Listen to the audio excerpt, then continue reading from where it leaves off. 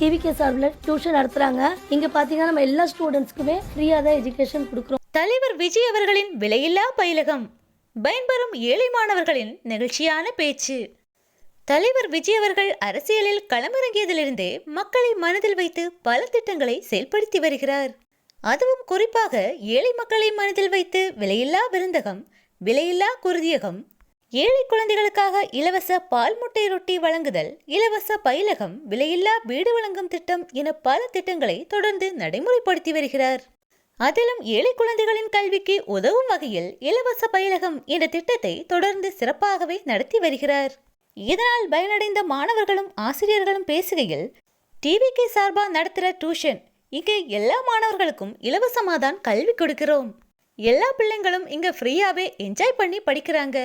இங்க குழந்தைகளுக்கு கல்வி மட்டும் இல்லாம வயிற்றுக்கும் உணவு கொடுக்கிறோம்.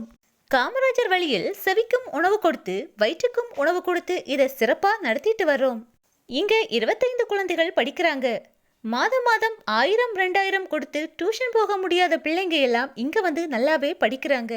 அது மட்டும் இல்லாமல் செஸ், கேரம் மாதிரியான விளையாட்டுகளை கூட குழந்தைகளுக்கு ஊக்குவிக்கப்படுவதாகவும் ஆசிரியர் கூறியிருந்தார்.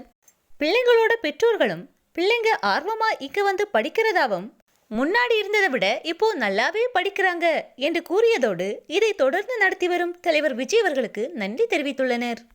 ஆட்சியில் அமர்வதற்கு முன்பே ஏழை மக்களுக்காக யோசிக்கும் தலைவர் விஜய் அவர்கள் முதலமைச்சர் பதவியில் அமர்ந்ததும் இன்னும் சிறப்பாக தமிழகத்தையும் தமிழக மக்களையும் வழிநடத்துவார் என பெற்றோர்கள் நம்பிக்கை தெரிவித்துள்ளனர்.